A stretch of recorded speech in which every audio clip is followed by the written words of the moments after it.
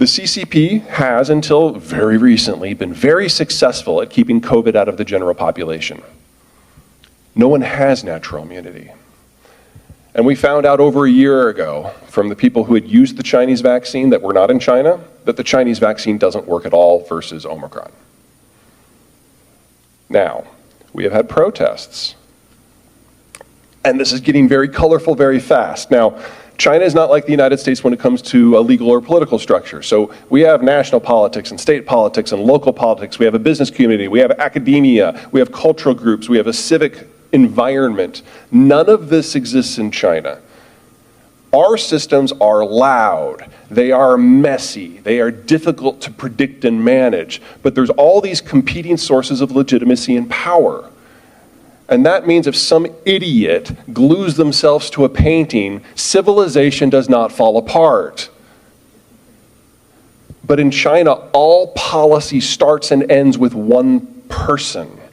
And so within 72 hours of those protests starting over Thanksgiving, it was no longer just about COVID. It was about Xi and the job he was doing and not doing. It was a direct threat to the sole source of authority within the entire system. And so the open question I had was, where does this go? Because Chinese history tells us it goes in one of two directions.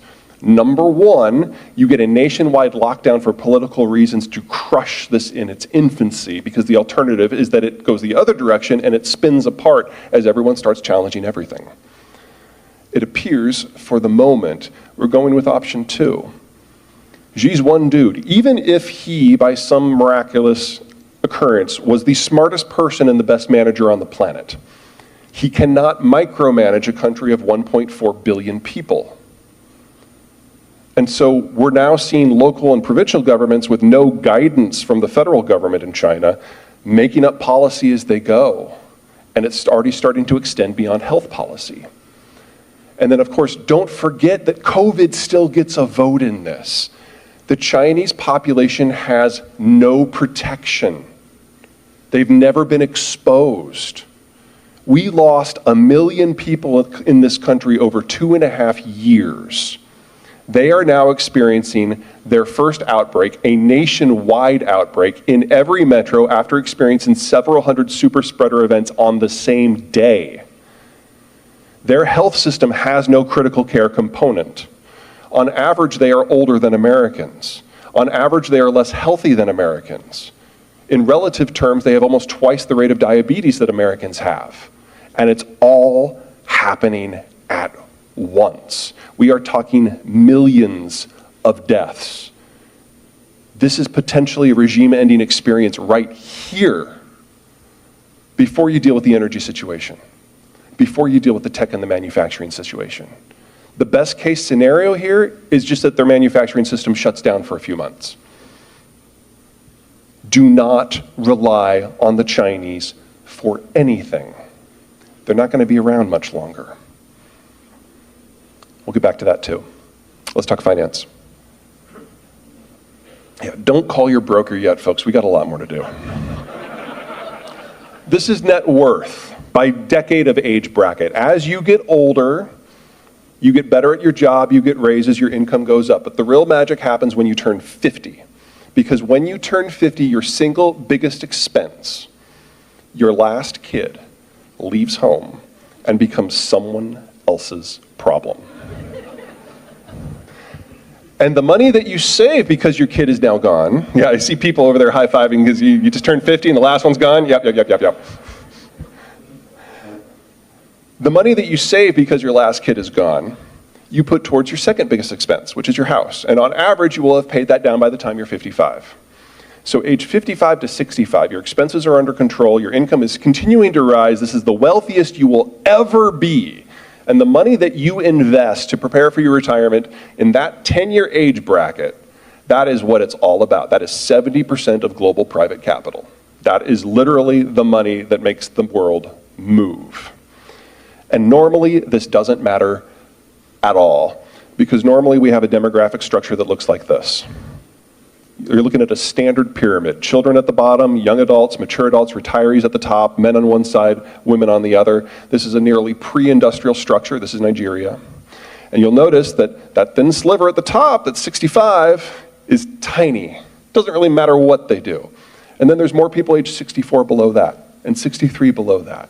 And we've more or less had some version of this demographic now for 4,000 years of recorded history. Until 1945. Because in 1945, the Americans changed the way the world worked. It used to be that if you had iron ore and coal and oil and food, you could make something of yourself. You could expand into empire. But if you lacked one of those four things, you were probably a colony. But the empires died in World War II. And the Americans created this thing we know as globalization. We used our Navy to patrol the seas so that anyone could go anywhere at any time and interface with any economic partner. And suddenly you didn't need those four things. You only needed one of them. And you could trade for the other three. And we all started to industrialize together. Not from the same starting point, not at the same pace, but for the first time, all of humanity was on the same road. And that changed national economics. Because as you industrialize, people move off the farm and into the cities to take industrial jobs, which means personal economics changed. Because when you live on the farm, kids are free labor. You have as many as you can put up with. But when you live in an urban condo, kids are not free labor. They're very expensive, very dirty, very loud, very annoying pieces of mobile furniture. And adults are not stupid, so we had fewer of them. And 75 years on, this is what our demographics look like today. The baby boomers are the largest generation we've ever had. On average, they turn 65 this quarter. We are there. We've always known that this was coming since the 1960s. Is everyone ready? Yeah. Think about what this means for finance. The single largest financial population we've ever had is moving into mass retirement. When you retire, you liquidate your stocks and your bonds, you go into T-bills and cash. Because if there's a currency crisis or a market crash, you lose everything. You no longer have the income to recover. You have to go conservative. This is perfectly normal. And it has never mattered until now. Because now the largest generation ever is liquidating everything all at the same time. We have always known between January of last year and December of next year that the cost of capital in the United States, because of just this factor, has to go up by at least a factor of 5. Independent of anything the Federal Reserve does. The fact that there's an economic turning and an inflation fight, that's just bad timing. They're also the single largest worker group we've ever had, and on average they retire right now.